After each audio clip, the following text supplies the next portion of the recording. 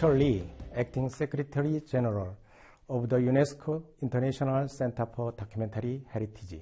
I would like to extend my warmest welcome and appreciation of all viewers at the second UNESCO ICDH Documentary Heritage webinar. The UNESCO ICDH is the first international organization in the field of UNESCO documentary heritage, founded in July 2020 with the goal of safely preserving and managing the world documentary heritage and enhancing its universal accessibility.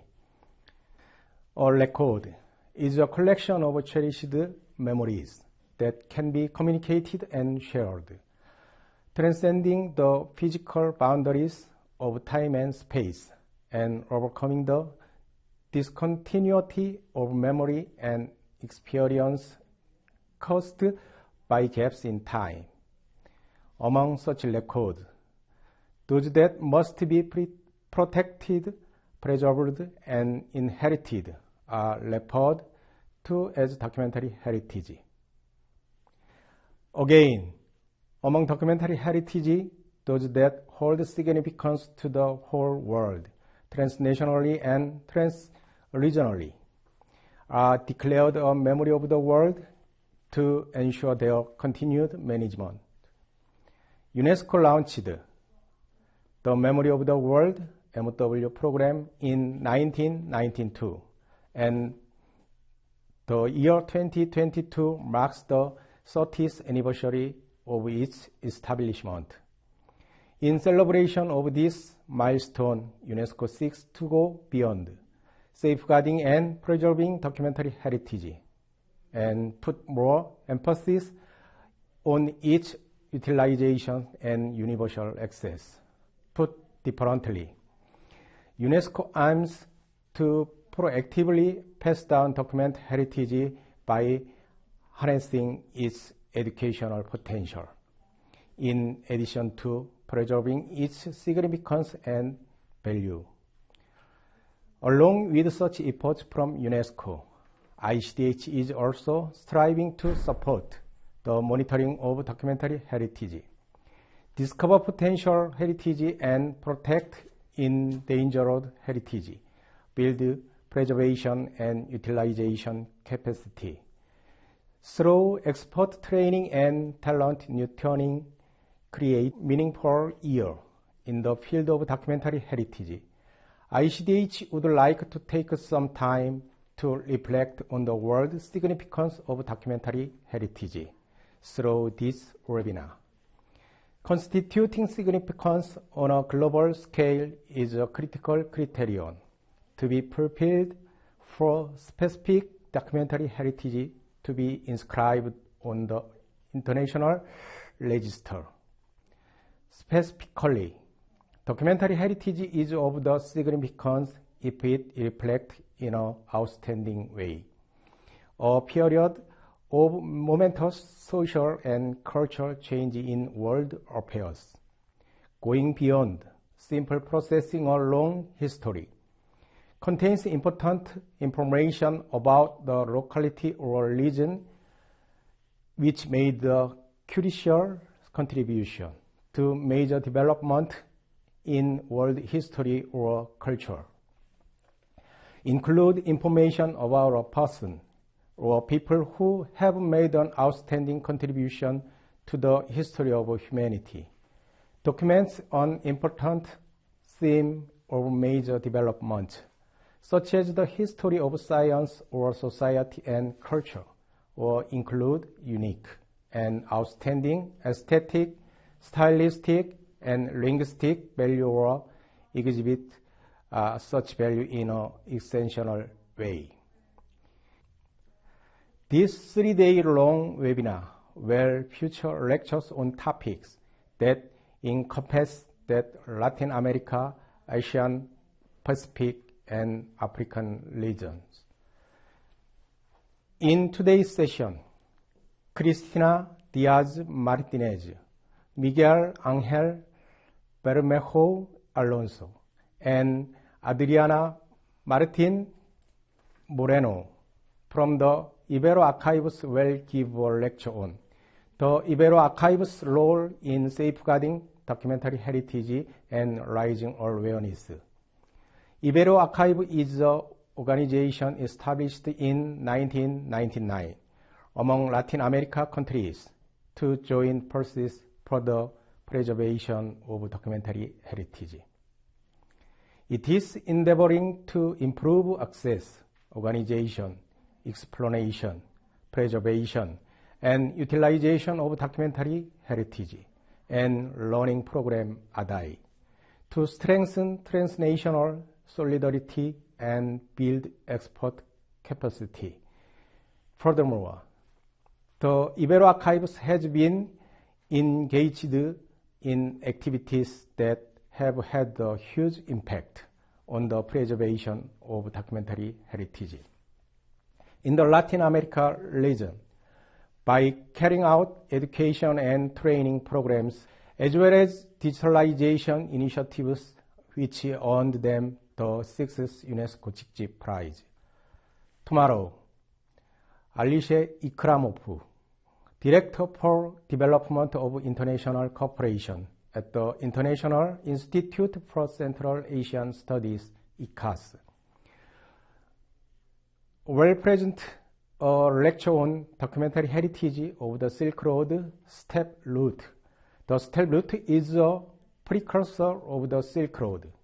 He will introduce the meaning of the Silk Road, the Sogdian script found along the Silk Road, and the significance and value of the Silk Road, and relevant records that cover the ASEAN region through Sogdian document sources. On the last day, Mame Diop Omar, head of UNESCO Abidjan office, will hold a lecture on Africa's documentary heritage and region's oral culture. Africa boasts diverse culture and traditions, as the region consists of various countries and tribes, but such rich culture are at risk of vanishing due to their oral culture. In this respect, the session will provide us with the opportunity to learn about the efforts being undertaken to preserve and record the oral culture of Africa, enabling wide access and utilization. All of us alive today, living in modern times, and our descendants who will live in the future, will be able to enjoy the memories and experience of a certain era via documentary heritage that exists across the globe. Documentary heritage provides us with clues to help undertake the challenge of today and tomorrow. This is because they encompass a certain universality and commonality that penetrate time and space. Although we live in different environments and conditions, the way we live and the essence of life itself may very well be the same. Record pose numerous questions and present answers to the questions by telling us the stories from a particular time. We acquire much-needed knowledge and wisdom from such narratives. ICDH is committed to spearheading approach to help everyone benefit from our memories and records, as well as put a spotlight on their significance and impact. We prepared for this webinar hoping that it could help familiarize our viewers with documentary heritage and seek out opportunities as well as answer for the future. I hope this event will serve as an opportunity to contemplate the meaning and implications of documentary heritage for us and our descendants based on concept of similarity and collective memory. Lastly, I would like to express my gratitude to the speakers for their willingness to share their knowledge and experience during this webinar. Thank you.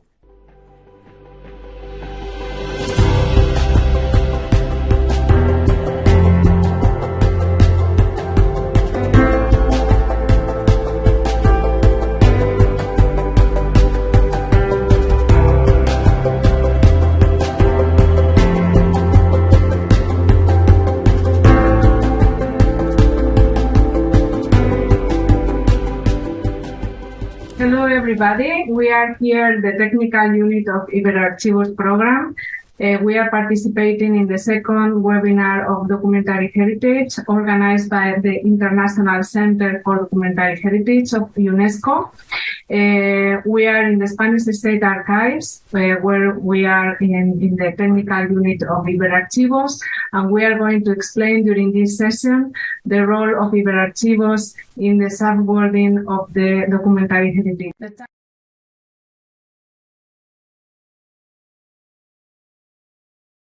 The title of this presentation is The Role of Iberarchivos Program in Safeguarding and Disseminating the Documentary Heritage, and we are going to pay special attention to the indigenous peoples and the shared heritage of the colonial period in Iberoamerica.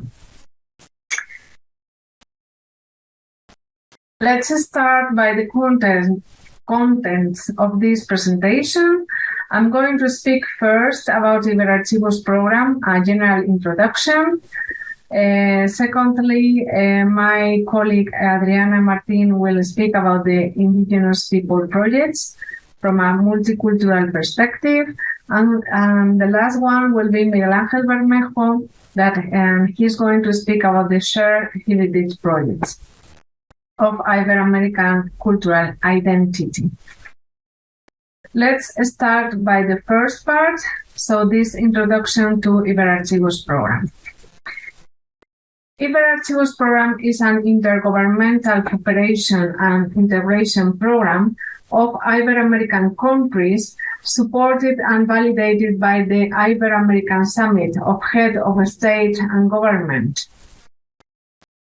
The term Ibero-America refers to the Latin American Spanish and Portuguese speaking countries, Spain and Portugal. So they have an international organization called SEGIP in order to organize these summits of head of state and government. So this summit approved this Iberarchivos program that the main goal is promoting the access, organization, description, conservation, and promotion of the documentary heritage in the region.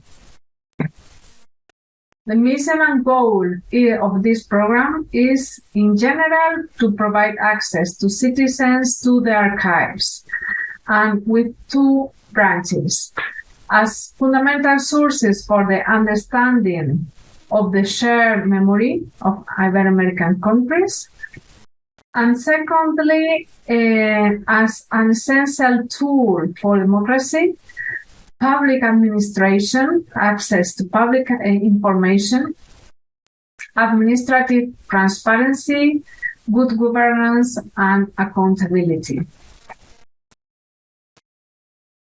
What kind of actions we develop in Iberarchivos program? Iberarchivos strives to ensure access to archives by citizens and their development through advocacy to their Ibero-American population.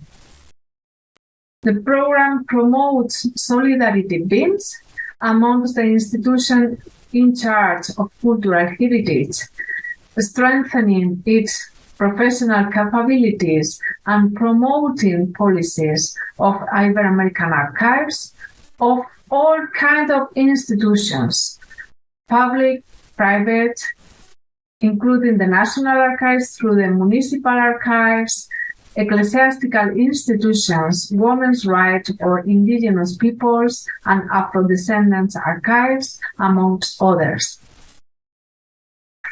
It is focused on the development of activities for preservation, arrangement, archival arrangement, description, and dissemination of archival holdings and collections kept in archives and other custodian cultural institutions, covering all periods and all kinds of materials, from traditional textual records to electronic records, photography, video recordings, or oral history repositories, for example.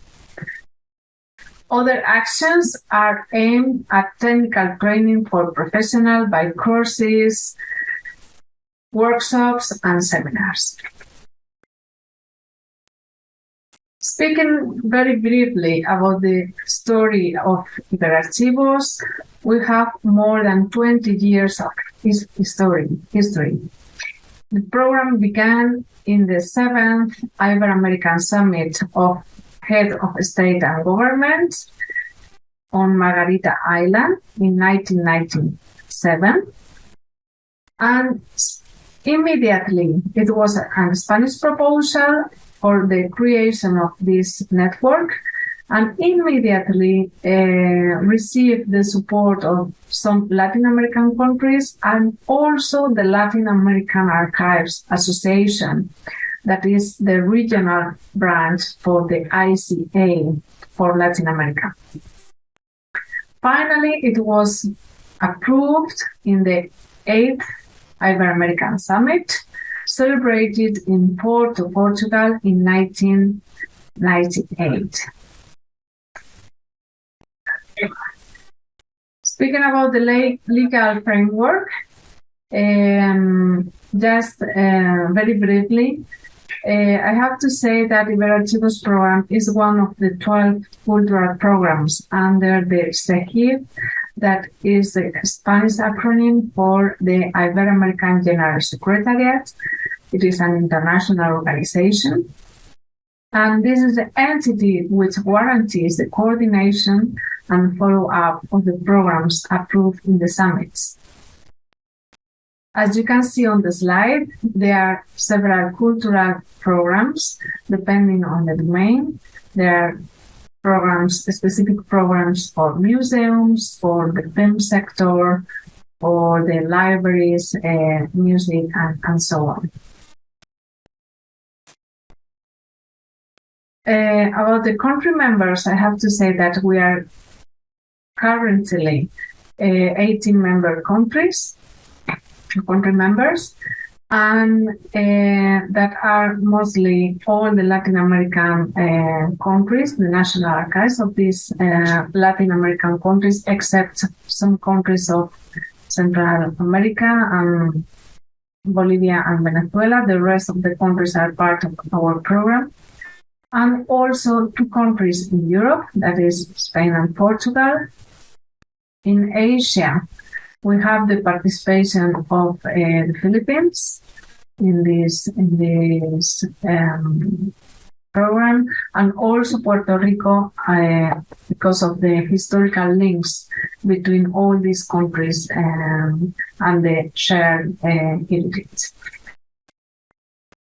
Speaking very quickly about the structure of this program, I have to say that the principal body is the Intergovernmental Board.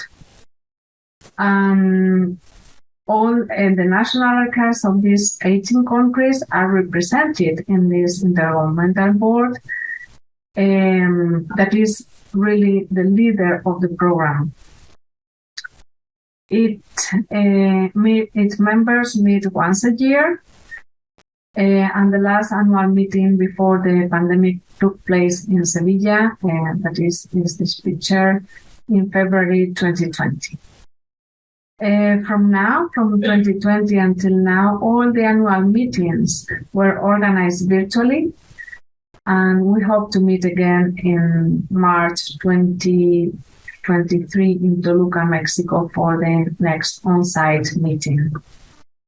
The Intergovernmental Board defines the policy and strategic lines of the program and it is responsible also for the annual operative plan, the distribution of the financial resources annually of the plan, and the decision making about the archival projects that we support annually.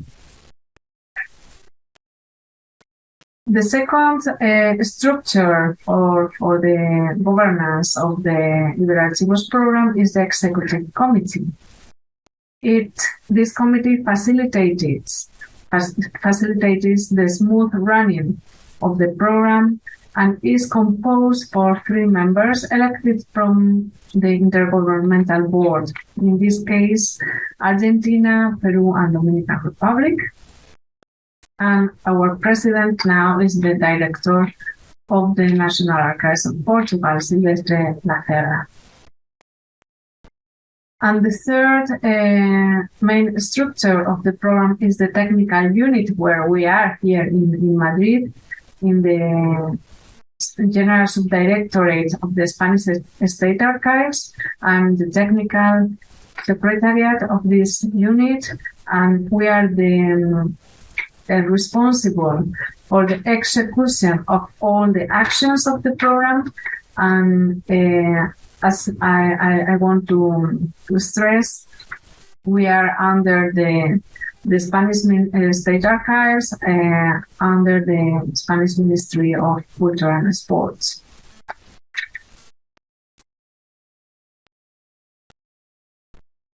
In finalizing this part of the presentation, I would like to speak about the priority lines of our projects.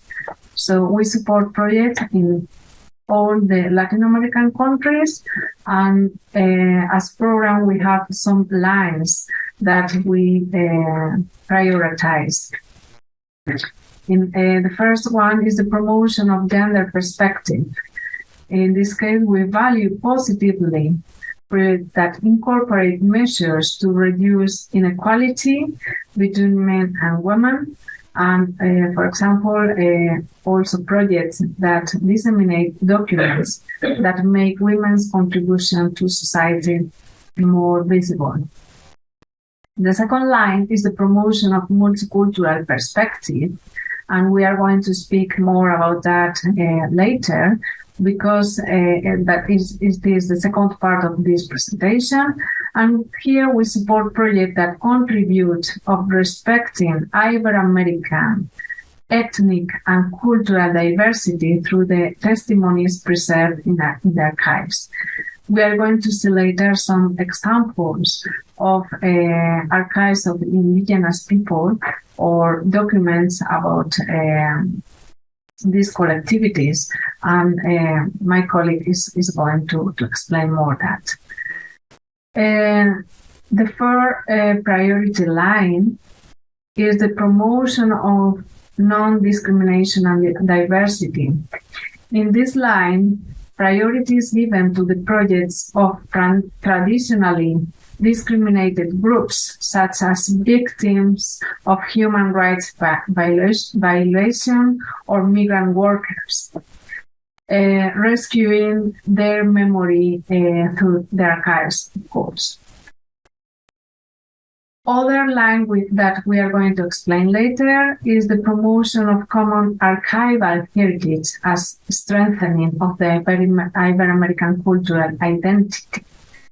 In this line, we prioritize aspects related to the shared memory and documentary heritage of the Ibero-American peoples. In the third part of this presentation, we are going to see some examples of how we work with the archives and documents of the colonial period that are preserved in Spain, Portugal, but also in the rest of Latin American and the Philippines archives.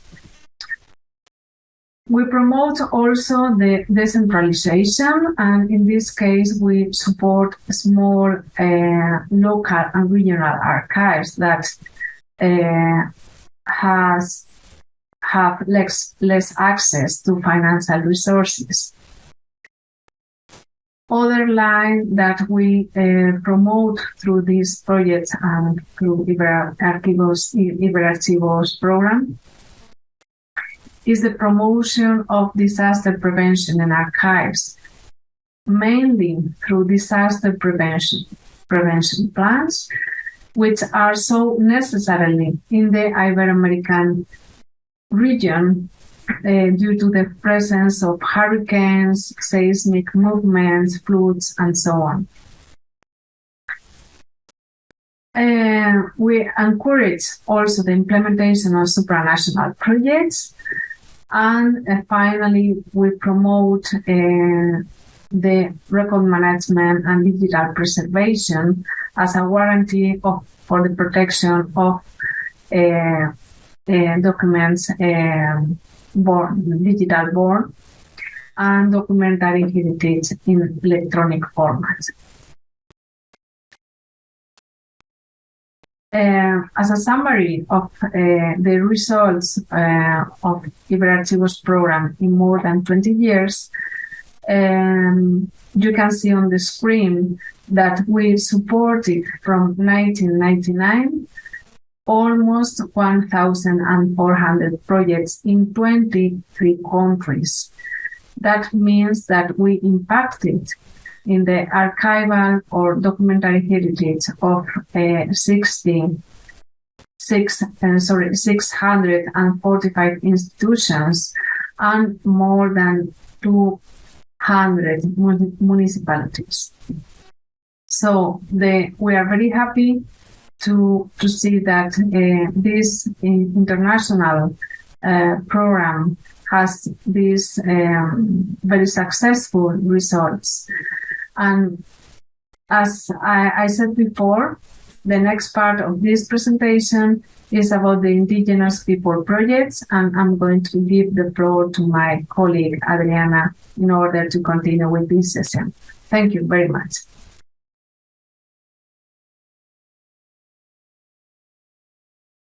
Hello, everyone. I'm going to talk about indigenous people projects developed in the Iberarchivos program.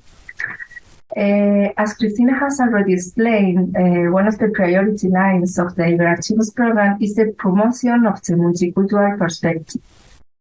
This line supports projects that contribute to respecting Ibero-American ethnic and cultural diversity, also projects that identify needs and solutions for ethnic and racial groups, or if the applicant institution acts in defense of these population groups. Therefore, projects related to indigenous and Afro-descendants community are approved under this line. Under the action line promotion of the multicultural perspective, several projects have been developed. We can see in this map these projects with the yellow color. For example, in Colombia, there are a lot of projects developed in this priority line, or for example, in Mexico, okay, or for example, I don't know, in Brazil, okay. And now I'm going to talk about, for example, of this kind of projects. The first one is a two phases project developed in 2010 and 2012. The first phase the project is called Sources for the Reconstruction of the Historical Memory of the Indigenous Community, Afro-Descendants and Vulnerable Population in Colombia, made by the General Archive of the Nation of Colombia. And the first phase, developed in 2010, is developed within the framework of training to provide young people and adolescents of the Pastos community with the documentation of the General Archive of the Nation of Colombia that serves for the recovery of their historical memory within the framework of the victims' law. The training aims to explain the basic concepts on the law of the law on victims' memory and archives. Also, explain the relationships between the victims' law, memory, and archives. Also, to present the memory held in the General Archive of the Nation, and finally to achieve an appropriation of the documents by the young people of the community. Here we can see two photos about the workshop developed in the project, and here another photos of the results of this workshop. The second phase was developed in 2012, and in that phase, documents on the community of the Lower Atrato were identified and selected from the General Archive of the Nation. The project should serve as a source for the recovery, dissemination, and preservation of memory, which contributes to guaranteeing the right to true preparation and due public access, the public process, of clarification of the facts within the framework of the victims' law. It allows for the recuperation of context and historical background, which on the one hand helps to understand how and why a scenario was created that was conducive to the events that occurred, and on the other hand, it allowed for the identification of the situation in which the victim was before the event, in order to justify what the situation is short. With this in mind, a review of consultation tools of 23 collections held by the General Archive of the Nation was carried out. And finally, the selected documents were grouped thematically in the form of a catalog. Here we can see some examples or about the documents selected by the General Archive of the Nation of Colombia. The second project was developed in 2012 by the National Corporation for Indigenous Development in Chile, and is called Preservation and Access to the Historical Archive of the Mission of Araucanía, Cataloging of the Audiovisual Collection. The project consisted of adding value through the preservation and description of the audiovisual documentary collection gathered by the Diocese of Villarrica. This institution, led by the Capuchin religious order, was oriented towards the evangelization of the indigenous population, formation in the Catholic faith, and social participation, and a missionary activity concentrated in regions number 9, 10, and 14, and in the Easter Island. The collection of audiovisual documents is very, very large, 62,000 documents in the most various media, photography, film, and sound. And starting with the first records on glass plates, dated at the beginning of the 20th century, up to the magnetic and photochemical media of the end of this century. In order to carry out the project, two major stages were planned. At first, a documentary cadastre and subsequent documentary inventory up to the series and subseries level, organizing an audiovisual collection with 2 subfunds, 31 series and 14 subseries. At the same time, preventive conservation actions were carried out, mainly aimed at cleaning the documentary pieces and the management and fitting out of a new space. We can see two photos of the project. On the left, we can see a Mapuche woman holding children in their arms, and on the right, a Mapuche community member with his son in agricultural work, or another photos on the left, a group of girls learning the craft of weaving with a missionary sister, and the left, a Mapuche family. The third project was developed in 2019 by the municipality of Miraflores Yauyos in Peru. And it's called Conservation of the Republican Documentary Heritage of the Piscine Community of Miraflores. The general objective of the project was focused on the preservation, accessibility, management, and dissemination of the documentary heritage of the Miraflores Piscine community. The documents were from the year 1823 to 1907, and come from the old town of Huaquis, that is it's a pre-Hispanic town that continued to exist during the colonial era and the first century of the Republican era in Peru. The project includes the conservation, restoration, and digitization of the documents, as well as a virtual chat with the Miraflores community. The goal is to strengthen the identity and memory of the Miraflores community, the Miraflores Piscine community, based on its own cultural heritage.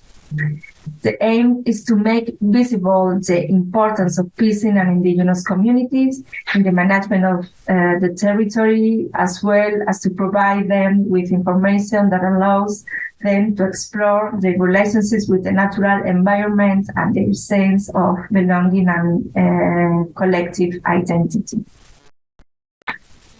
Here you can see two photographs of the conservation work. On the left, mechanical cleaning of the document, and on the right, the removal of adhesives. And we can see two more photos. In this case, the final results of the restored document, and in the photograph on the right, the digitization work.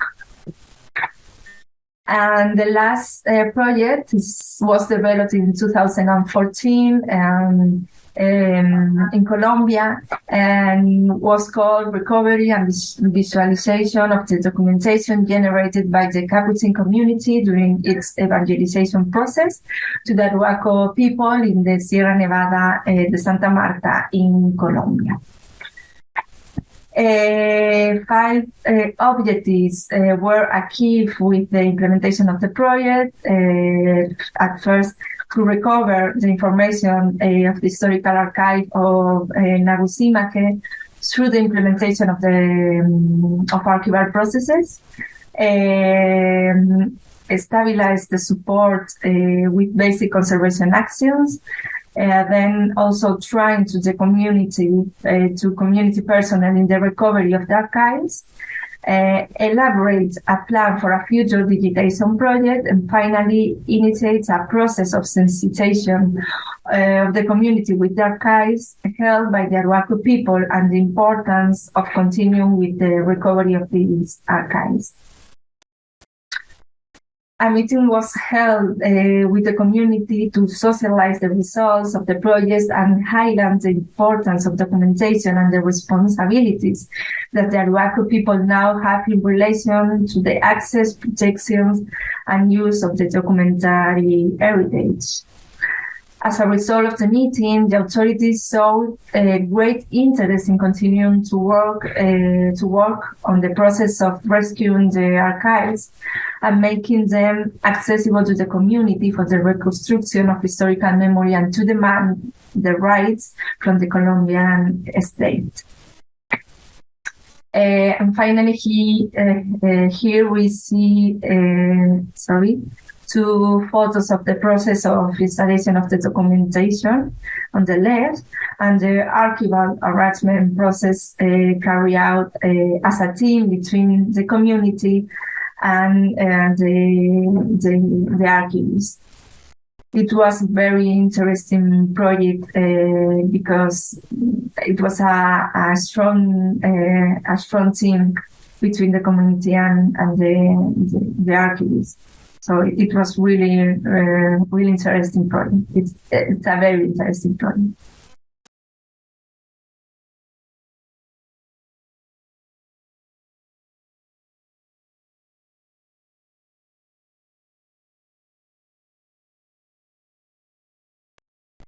I'm continuing with the presentation, but now under the action line, fostering common archival heritage as a strengthening of Ibero-American cultural identity. Several projects have been developed under this line.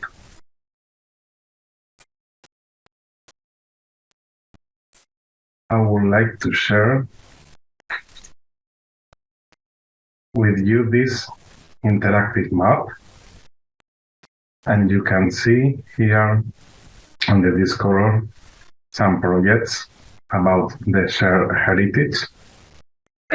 For example, we have this in Colombia with this amount of money spent in dollars and in euros, or this one in Cuba. But as you can see, there are several projects with $11,000 and 17,000 euros invested in projects about the shared heritage.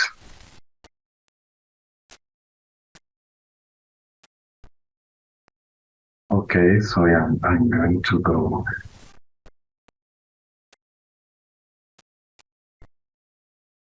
back to the presentation. It's positively assessed if the project has an impact on aspects related to the shared memory and heritage on the Ibero-American peoples, if it contributes to building, promoting, and valuing our common traditions, identity, and history, or if the project is related to archival science of Iberian tradition, fostering these good professional practices typical of our shared tradition. Now we are going to present 4 examples developed within the framework of the project. This project developed in 2018, thematic guide on colonial Catholic institutions in Cuba through the documentary collection of the National Archive of Cuba.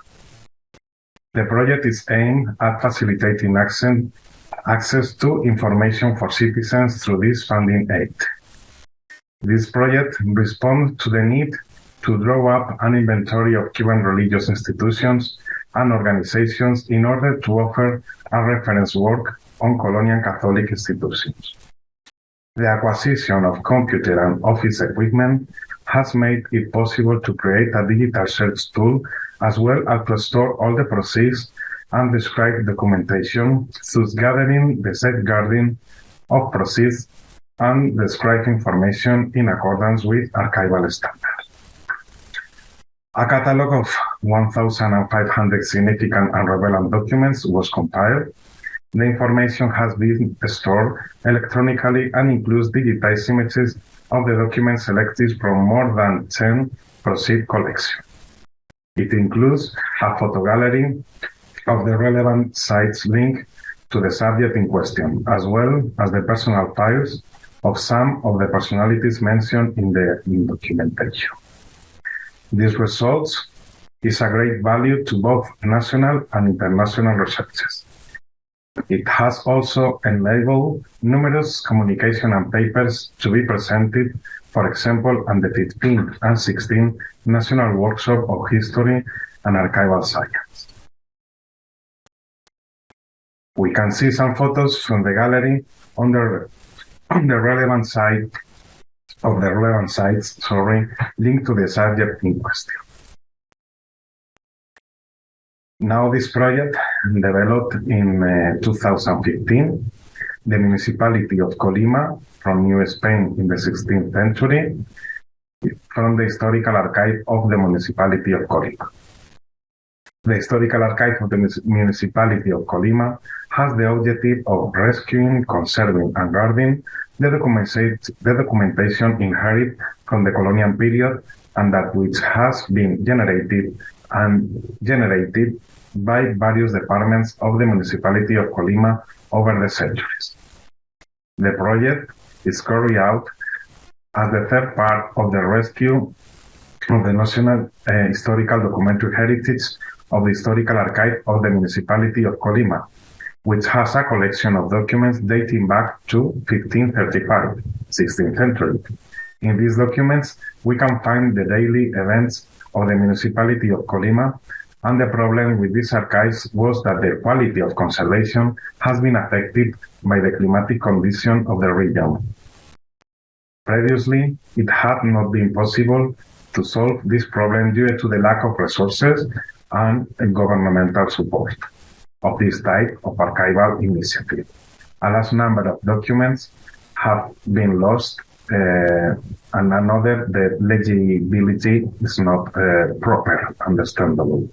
You can have more information clicking in this link.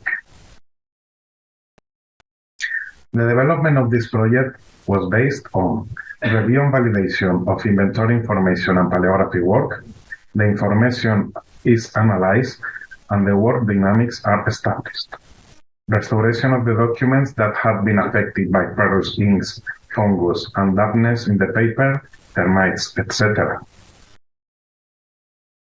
Other actions, such as integration of the digitalization works that includes paleography and validation of the data and images, as well as the development of the system of two platforms, web and DVD, for uploading to the internet and its dissemination.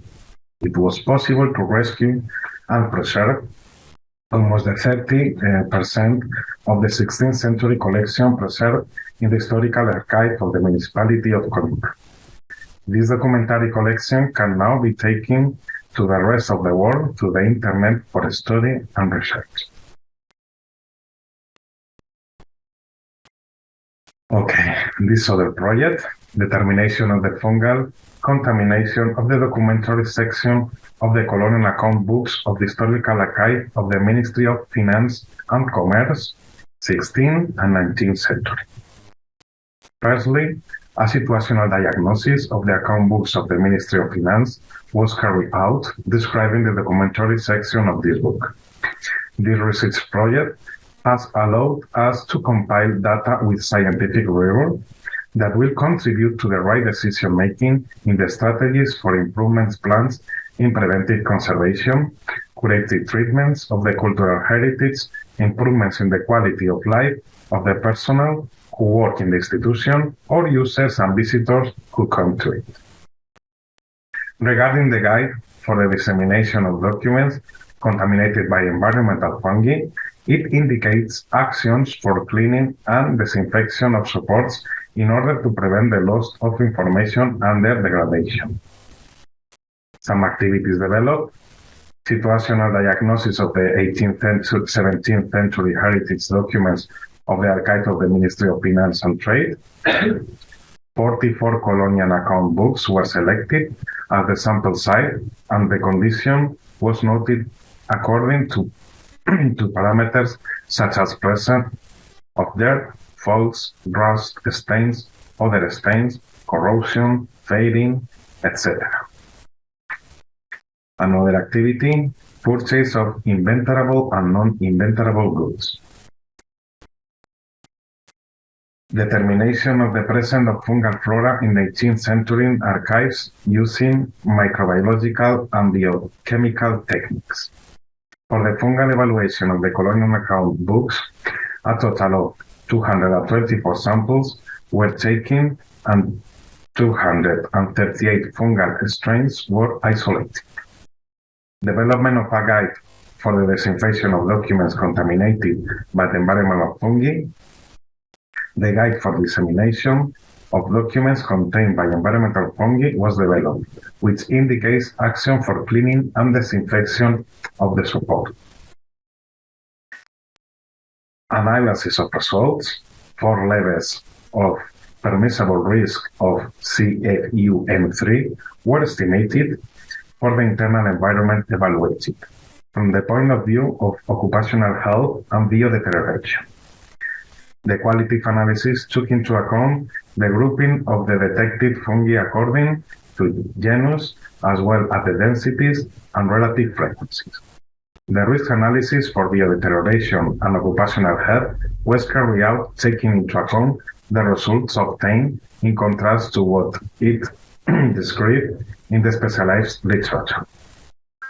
On final report and presentation of results, the analysis of the results were reported and presented, building recommendations aimed at an improvement plan for a preventive conservation point of view.